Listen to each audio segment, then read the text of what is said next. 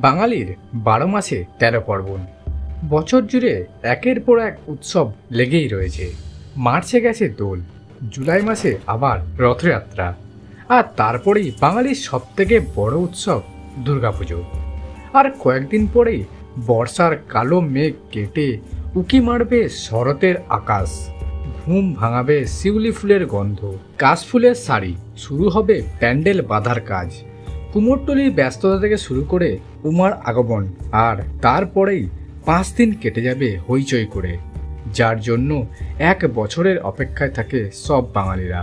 কবে, কখন, কোথায় প্রথম দুর্গাপুজো শুরু হয়েছিল তা সঠিকভাবে কিছুই জানা যায় না। এ বিষয়ে নানা মুনির নানা মত রয়েছে। তবে ইতিহাসের পাতা ঘেঁটে ভারতের দ্রাবিড় সভ্যতায় মাতৃতান্ত্রিক দ্রাবিড় জাতির মধ্যে মাতৃদেবীর পুজোর প্রচলন ছিল বলে জানা যায়। সিন্ধু সভ্যতায় দেবী মাতার ত্রিমস্তক দেবতা পশুপতি শিবের পুজোর প্রচলন ছিল। দুর্গা শিবের অর্ধাঙ্গিনী হিসেবে অথবা দেবী মাতা হিসেবে পুজো করা হতো। তবে সঠিক কোনো তথ্য এখনো পর্যন্ত পাওয়া যায়নি। তবে মধ্যযুগীয় বাংলা সাহিত্যে দুর্গাপুজোর উল্লেখ রয়েছে।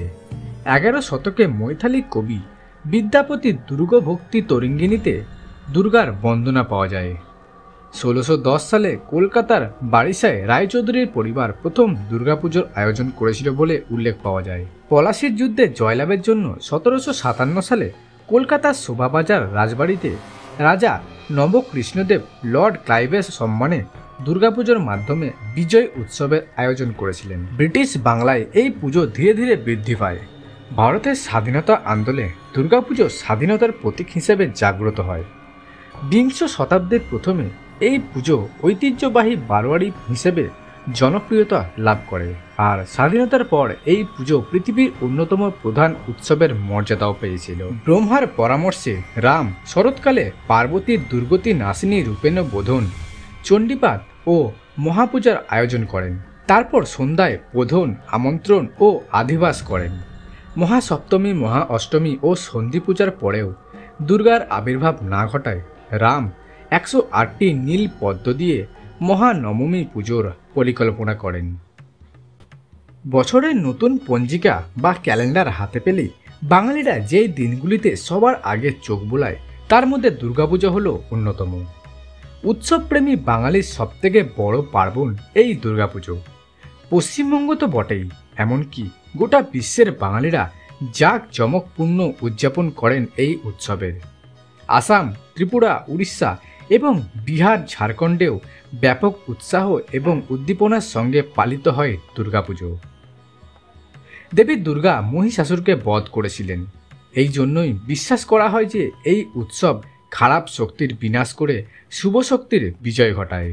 2024 সালে শারদীয়া দুর্গাপুজোর সময় মহাষষ্ঠী পালিত হবে আগামী 9 অক্টোবর 2024 সাল বুধবারে। মহাসপ্তমী পালিত হবে 10 অক্টোবর বৃহস্পতিবার। মহা অষ্টমী পালিত হবে 11 অক্টোবর শুক্রবার। মহানবমী পালিত হবে আগামী 12 অক্টোবর শনিবার এবং বিজয়া দশমী পালিত হবে আগামী 13 অক্টোবর রবিবার। এবছর কোজাগরী লক্ষ্মী পুজো পালিত হবে আগামী 17 অক্টোবর বৃহস্পতিবার। কালী পুজোর আনন্দে সবাই মেতে উঠবে আগামী 31 অক্টোবর বৃহস্পতিবার। এবছর মহাসপ্তমী বৃহস্পতিবার পড়ায় দেবীর আগমন হবে দোলা বা পালকিতে। শাস্ত্র অনুসারে দোলা বা পালকিতে দেবীর আগমন হলে সূচিত হয় ভয়ঙ্কর মহামারী, যাতে বিপুল প্রাণহানির আশঙ্কা থাকে। আবার 2024 সালে বিজয়া দশমী রবিবার পড়ায় এবছর দেবী ফিরে যাবেন গজ বা হাতিতে। গজ হল দেবীর উৎকৃষ্টতম বাহন। দেবীর আগমন বা গমন হাতিতে হলে মর্তলোকে ভরে ওঠে সুখ, শান্তি ও সমৃদ্ধিতে। এছাড়াও সকল ভক্তদের মনস্কামনা পূরণ হয় বলে মনে করা হয়। দুর্গাপুজো মানে এখন থিমের বাহার। সে প্রতিমা হোক কিংবা মণ্ডপ সজ্জা, নতুন নতুন ভাবনার মোড়কে সেজে ওঠে দুর্গাপুজোর মণ্ডপগুলি। তাই কোন পুজোর থিম কেমন হবে তা জানার কৌতূহল থাকে বাঙালিদের মধ্যে। সো বন্ধুরা, এবছরে আপনাদের দুর্গাপুজোর কি প্ল্যান সেটি আমাকে কমেন্ট বক্সে অবশ্যই বলুন। আর ভিডিও ভালো লাগলে চ্যানেলটিকে সাবস্ক্রাইব করে পাশে থাকা বেল আইকনটি প্রেস করতে ভুলবেন না। আজকের ভিডিওটি এখান পর্যন্তই। দেখা হবে পরের ভিডিওতে। ততক্ষণ পর্যন্ত ভালো থাকুন, সুস্থ থাকুন। জয় হিন্দ।